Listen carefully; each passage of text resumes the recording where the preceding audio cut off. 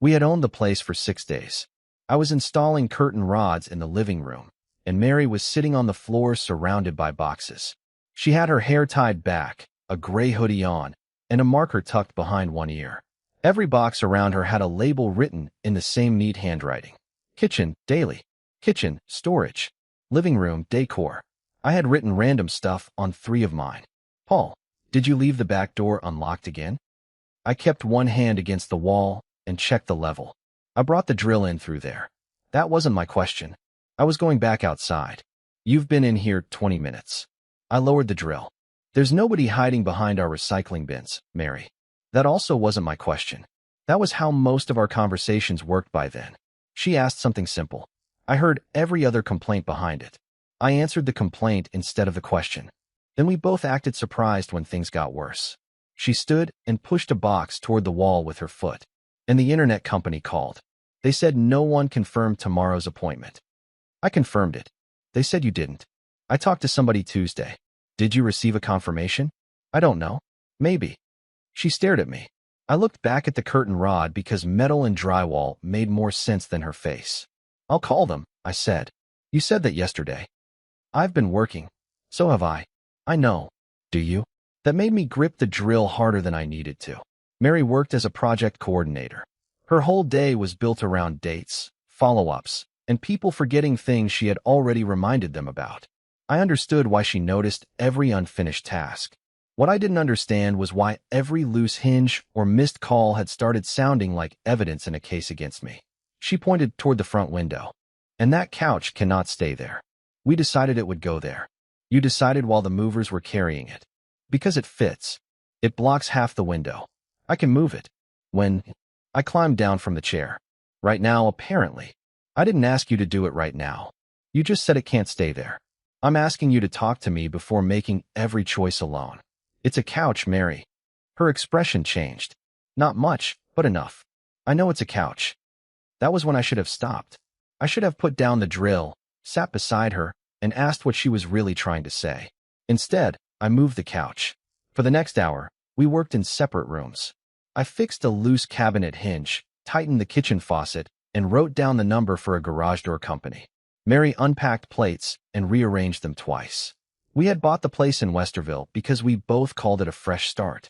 3 bedrooms, corner lot, big trees, old garage, a porch Mary said would look good with planters. The kitchen cabinets were dated, the paint was uneven, and one of the upstairs doors wouldn't close unless you lifted it by the handle. I liked that. Problems I could see didn't bother me. At work, I spent my days looking at renovation plans, calculating costs, calling subcontractors, and explaining why a client's small change added $3,000 to a job. A house told you what it needed. You measured it, priced it, and handled it. Mary had looked at the empty bedrooms and seen a future.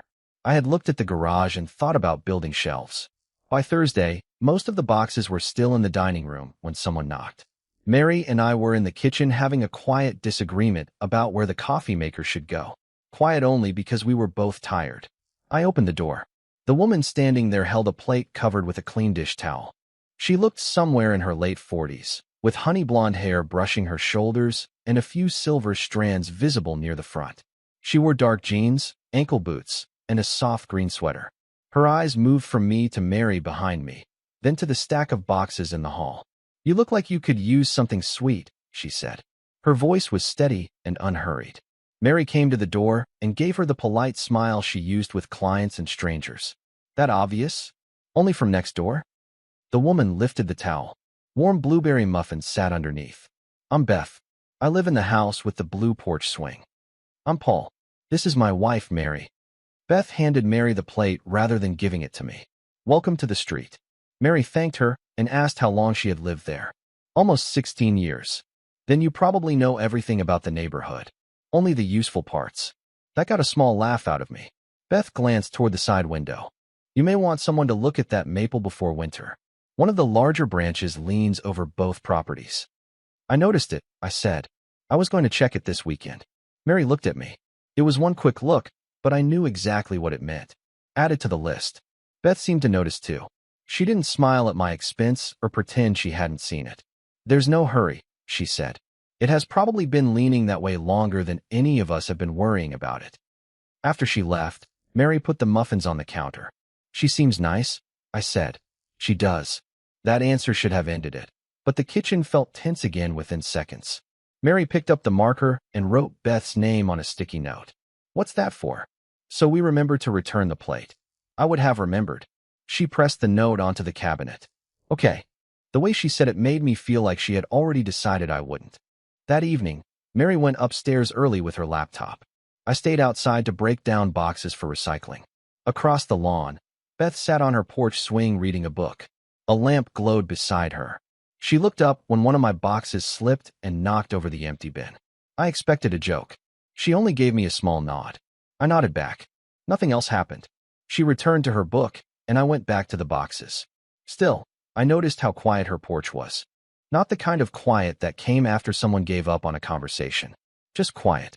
2 nights later, Mary and I argued about the internet appointment we had almost missed, a repair estimate I hadn't scheduled, and a box of bathroom towels that had somehow ended up in the garage. The towels were not the real issue. Neither was the appointment. Mary stood near the kitchen island with both hands against the counter. I'm tired of having to check whether you did what you said you'd do. I handled the appointment. After I reminded you 3 times. It got handled. That's always your answer. Eventually, something gets done, so I'm supposed to ignore everything it took to get there. I grabbed my jacket from the back of a chair. Where are you going? Outside. Of course. I need 5 minutes. You always need 5 minutes when I need an answer. I opened the back door. Behind me, Mary said, make sure you lock it this time. I stepped outside and closed it harder than I meant to. Beth's porch light was on. She sat on the swing with a glass beside her and the same book resting open in her lap. When she saw me standing in the yard, she studied my face for a moment. Then she lifted the glass. If that's water you're carrying, she called. I have something better over here. I looked back at my house. The kitchen light was bright behind the blinds, and I could see Mary's shadow moving across the room. I told myself I only needed a few quiet minutes. Then I crossed the lawn. Beth poured wine into a second glass before I even reached her steps. Bad night? She asked. Bad week. That house has only been yours for a week. Exactly. She handed me the glass and moved a stack of mail from the chair beside the swing. I sat down, keeping enough space between us that it still felt like a neighborly visit. For a few seconds, neither of us said anything. That was the first thing I noticed. She didn't rush to fill the silence. She didn't ask what happened, then ask again in a different way when I gave a short answer. She just looked out at the street and let me decide whether I wanted to speak. I took a drink. This is better than what I had. What did you have? Warm water in a plastic cup. That's not a drink. That's a consequence. I laughed before I could stop myself. Beth smiled and picked up her own glass. We talked about the neighborhood first. The family 2 doors down with the loud garage. The retired man across the street who washed his truck every Sunday, even when it rained. The maple tree between our houses. I had someone look at it last year, Beth said. He told me it was healthy, but he also handed me an estimate that looked like a car payment. I can take a look this weekend. You don't have to. I know. She glanced at my hands. You work with houses? Construction estimating. Renovations mostly. So you tell people how much their dream kitchen will really cost. And then they blame me. That sounds fair. I smiled again. It was easy. That was the problem, though I didn't understand it yet. She asked about the house, and I told her about the sticking doors, the old garage, and the faucet that squeaked whenever we turned it too far.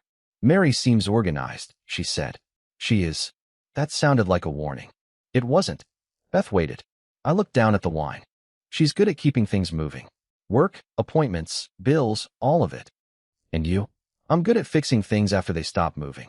She gave a small nod, like that answer told her more than I meant it to. I should have gone home then. Instead, I stayed. The porch swing creaked when Beth shifted her weight. My husband used to make lists, she said. Not useful lists. Lists like check garage or deal with yard. I looked at her. Was he specific? Never. Smart man. He thought writing something down counted as starting. I smiled, then noticed the wedding ring was missing from her hand. Beth must have seen me notice. James passed away 3 years ago. I'm sorry. Thank you. She didn't lower her voice or look away. She said it calmly, but I could tell it was a calm she had worked for. He liked routines, she continued. Saturday breakfast. Sunday hardware store. Same chair every night. Sounds peaceful. It was. Mostly. That word stayed with me. Mostly. Not perfect. Not tragic. Just honest. Beth took a slow drink.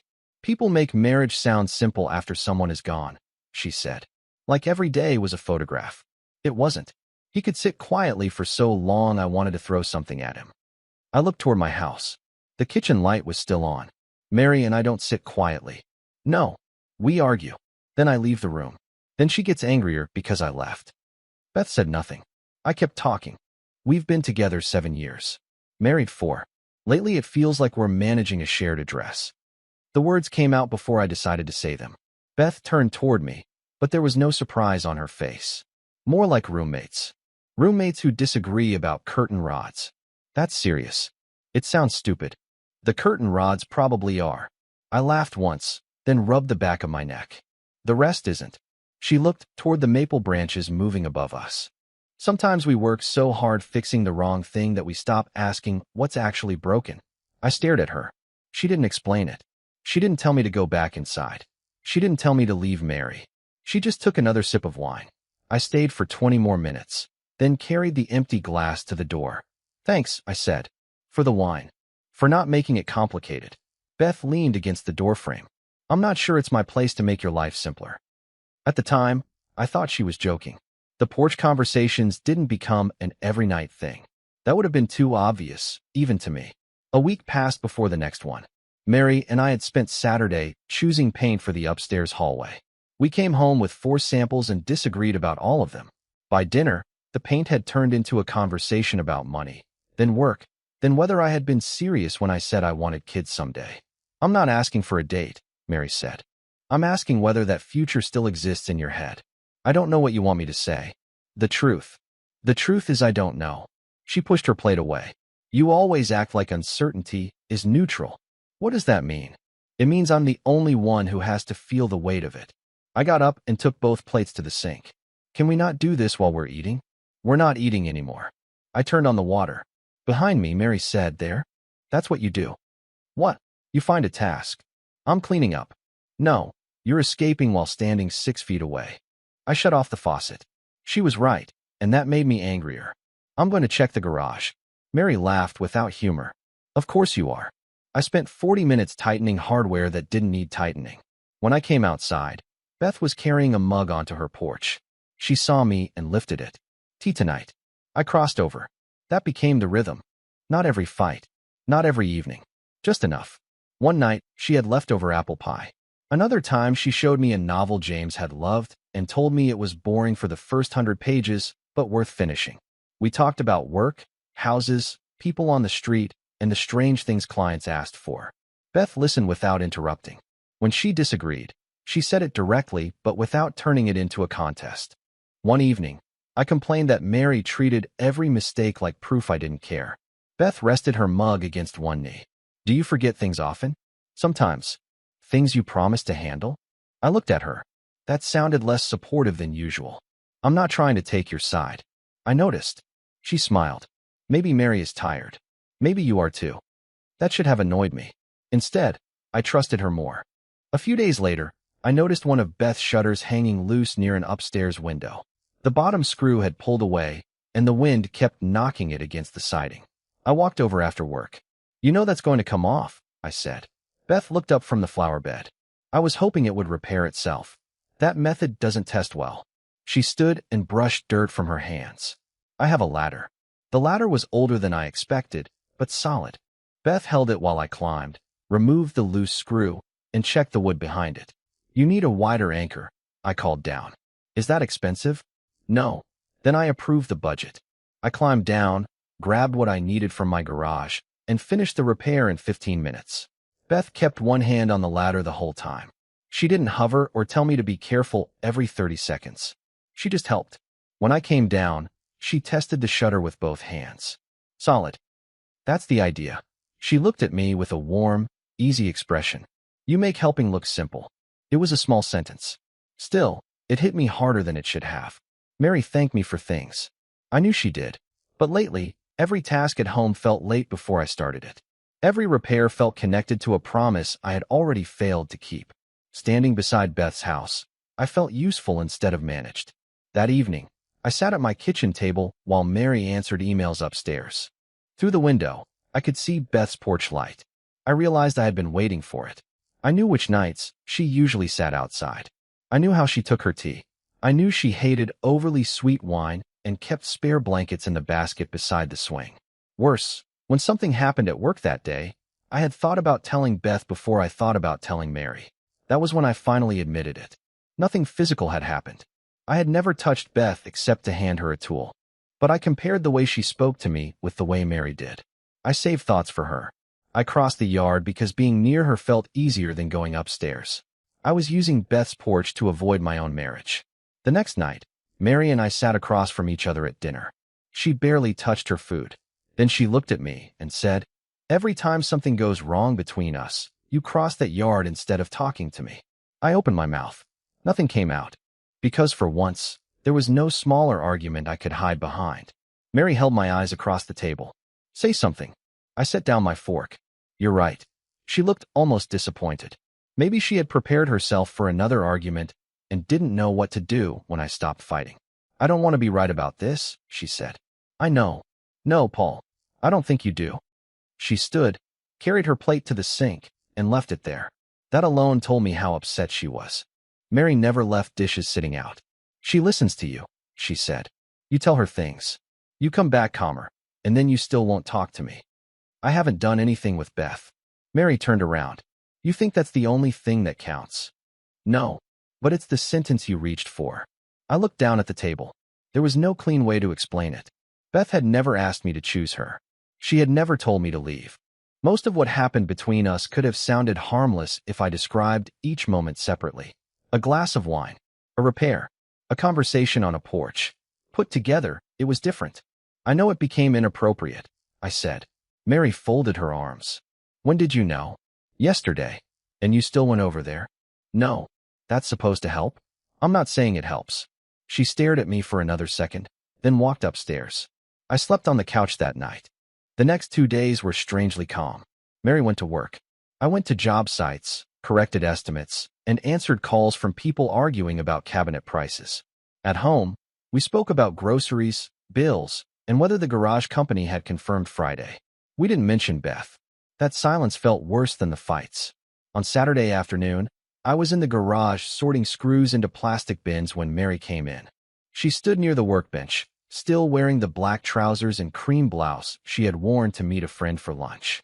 "We need to finish the conversation," she said. I closed the bin. "Okay." She leaned against the wall. "I feel like I've been carrying the house, our plans, and every hard conversation we've had for years." I wanted to tell her that wasn't fair. Then I thought about every time she had asked where we were going, what I wanted, or whether I was happy. I had always found a reason to delay the answer. "I know," I said. "You say that now because we're at the end." The word "end" sat between us. Mary looked around the garage. "We bought this place because we thought it would change us. I thought having more space would make things calmer. I thought having something to build would make us feel like a team again." I rubbed my hands together. "I don't know how to keep pretending this is temporary." Her face tightened, but she didn't look away. "Do you still want this marriage?" I knew there was one answer that would stop the moment from moving forward. I could say yes. We could find someone to talk to. We could make schedules, set rules, and try harder. I wanted to believe effort could save anything. But I couldn't say yes honestly. Mary waited. My silence answered for me. She looked down at her hand, pulled off her wedding ring, and held it in her palm. "I don't want to keep auditioning for the attention of my own husband." "I'm sorry. I know you are." I withdrew. "I avoided everything you try to make me face." "And Beth?" Mary looked up immediately. "Don't make this about her." "I'm not. I'm saying I let that become something it shouldn't have." "Before anything physical happened." "Yes." She nodded slowly. "At least you can say it now." Mary sat on an unopened box near the wall. "I became awful to live with," she said. "Every mistake you made became proof that you didn't care. I started managing you instead of talking to you. You had reasons. So did you. Neither of us tried to use that as a reason to stay. We talked for another hour. Not about feelings at first. About the mortgage, the house, and where we would sleep. Mary would remain there temporarily. I would keep paying my share. We would contact an agent and likely sell. We agreed not to turn the house into a weapon. It was the most practical conversation we had managed in months. When it ended, I packed a small overnight bag. Wallet, phone, keys, 2 shirts, clean socks, and the charger Mary had reminded me not to forget on every trip we had ever taken. I stood near the front door with the bag in my hand. "Where are you going?" she asked. I didn't lie. "Beth's." Mary closed her eyes for a moment. "Of course. I don't have anywhere else tonight. You have friends." "I know. But you're going there." "Yes." She nodded once. "Then go." Beth opened her door wearing dark jeans, socks, and a long cardigan. Her expression changed when she saw the bag. "It's over," I said. She stepped aside and let me in. I told her what happened while she sat across from me in the living room. She didn't touch me. She didn't tell me she had been waiting. When I finished, she said, "You can stay tonight. Tomorrow, we decide what makes sense." She took clean sheets from a closet and made the guest bed while I stood in the doorway feeling useless. "There's a towel in the bathroom," she said. "Water's on the nightstand." "Beth." She turned toward me. "You just ended a marriage. You don't owe anyone a new decision tonight." I slept badly. In the morning, she made coffee and toast. We sat at her kitchen table and discussed what I would do next like adults trying not to create another problem. "I'll stay a few nights," I said. "Then I'll find a place." Beth nodded. "That makes sense." I stayed 4 nights. I slept in the guest room. We ate breakfast together twice. I fixed a squeaky hinge on her pantry door because I needed something to do with my hands. She gave me space and never acted as though I had moved into her life. By the end of the week, I rented a furnished 1-bedroom apartment 10 minutes away. The place had beige walls, a small kitchen, and a couch that looked like it belonged in a waiting room. Still, it was mine. For the first time in years, there was nobody else in the room when I came home. At first, the silence made me want to grab my keys and drive to Beth's. Instead, I learned to stay. I cooked simple meals. I worked. I met Mary and the real estate agent at the house. I sat through separation meetings and answered questions I had avoided for years. Beth and I kept talking, but the rules changed. We met for coffee. We walked through a farmer's market. We picked up supplies for a library event where she volunteered. Sometimes we sat on her porch, but I drove back to my own apartment afterward. One evening, she set her tea down and looked at me.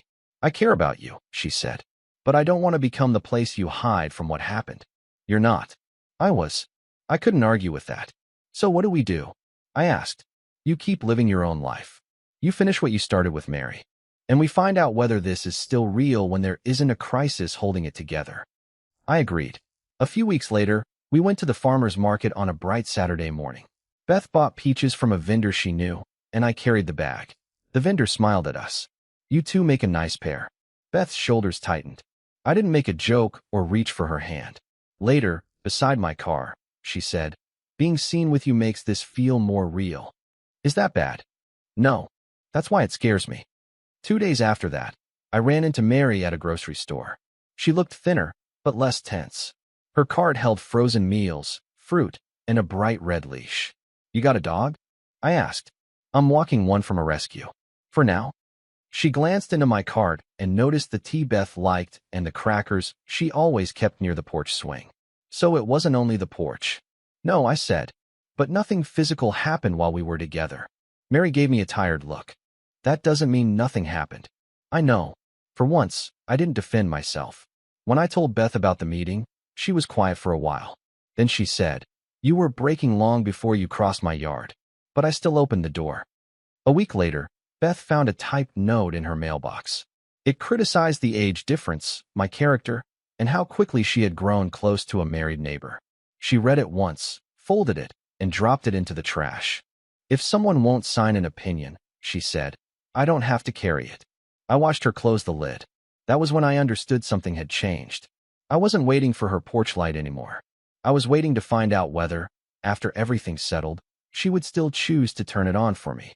Beth turned the porch light on the next evening, but she didn't ask me to come over. Instead, she called. "There's somewhere I need to go," she said. "I don't want to go alone."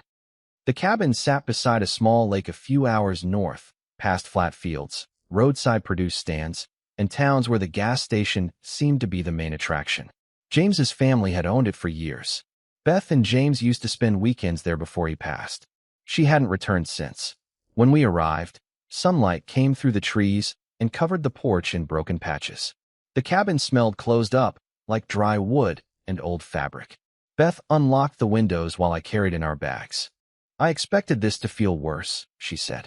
Give the dust time. She laughed, and some of the tension left her shoulders. We spent the afternoon opening rooms, shaking out blankets, and checking what still worked.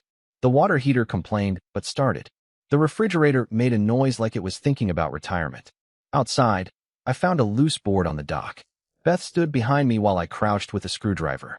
You understand this is supposed to be a weekend away from work, she said. This board doesn't know that.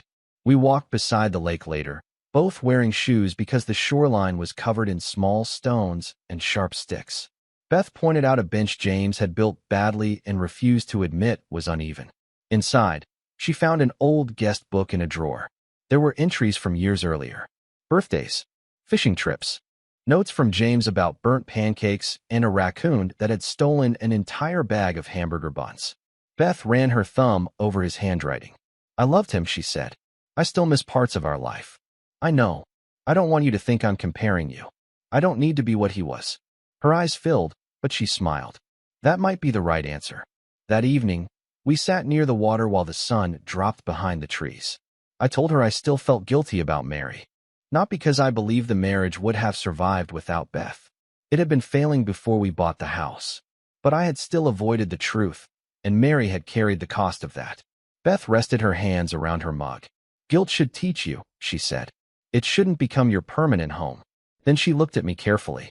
Are you here because you need somewhere to belong, or because you want me? I took my apartment key from my pocket and held it between two fingers. I have my own place now. I came because I wanted to be with you. Beth set down her mug. She leaned toward me and kissed me. It wasn't rushed. There was no feeling that we were getting away with something. It was calm and deliberate, like both of us had finally reached the same decision. That night, the guest book stayed open on the table, and the porch light stayed on until neither of us needed it. In the morning, I made pancakes. The first one folded in half when I tried to flip it. Beth looked at it. James would respect that. When we returned to Westerville, I went back to my apartment. Beth went home. That mattered. We began dating openly, but we kept our separate places. We had dinners, walked through hardware stores, and spent weekends together. Some nights ended on her porch. Others ended with me driving home because I had work early. Beth worried about the age difference more than I did. One evening, she asked whether I might wake up in 5 years wanting children, louder weekends, or someone who had grown up with the same music and bad television shows. I can't give you a dramatic promise about every year ahead, I said. But we should talk about what we actually want instead of using age to avoid this. She nodded. That sounded unusually mature. I prepared it in the car. Her younger sister, Rachel, visited a month later. Rachel was friendly through dinner, then caught me alone while Beth carried plates into the kitchen. Are you legally separated? Yes. Is she a rebound? No. Do you understand how deeply she loved James? I'm trying to. Rachel watched me for a moment. Trying is a better answer than pretending you already do. Later, I heard her tell Beth, he seems serious. Just make sure serious means the same thing to both of you. The house Mary and I had bought sold before winter. We divided what remained after the mortgage and expenses. The legal process ended without a final fight. Mary and I met once at a coffee shop to sign the last papers. She looked calmer than she had in years. We bought that house because we thought movement meant progress, she said. Maybe leaving it was the first honest thing we did there. She gave a small, sad smile. Maybe. We left separately. A few months later, Beth and I saw Mary in a park walking the rescue dog she had mentioned. The dog was larger now and pulled toward every tree. Mary noticed us. She gave me a brief nod. Beth squeezed my hand, not tightly and not like she was claiming anything. Mary continued down the path. I watched for only a second before walking on. Beth and I were not perfect after that. I left tools on her dining table. She moved them without telling me, then couldn't remember where. She needed quiet when she worked, and I had a habit of asking questions from the next room. Once, I avoided a conversation about moving in because I didn't know what answer she wanted. Beth caught me reorganizing her garage instead. You're doing it again, she said. I put down the wrench. Finding a task. Yes. So we talked before the silence had time to become a wall. About 10 months after I first left the house across the yard, I began moving into Beth's place. Slowly. Books first. Then clothes. Then tools and work files. My coffee mug appeared beside hers in the cabinet. We turned the guest room where I had once stayed for 4 nights into a shared office. We painted the living room, chose a dining table together, and updated the porch lights. James's photograph stayed on the shelf. I never asked Beth to remove it. Near her reading chair, she chose a space beneath the window for a low bookshelf.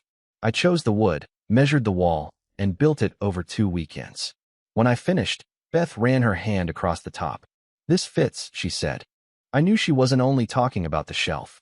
On an ordinary evening, we sat on the porch swing with 2 mugs cooling on the table. I said, "I love you." Beth leaned against me. "I love you too." Across the yard, another family lived in the house Mary and I had bought. A child's bike rested near the garage. New curtains hung in the front window. I didn't feel grief. I didn't feel like I had won. Inside Beth's house, my work boots were beside the door. Her books were stacked near the chair. My tools were organized in the garage. James's photograph remained where it had always been. Beth looked at the bookshelf through the window, then back at me. "Still think every problem can be fixed?" "No. Some things have to end before you can build anything honest."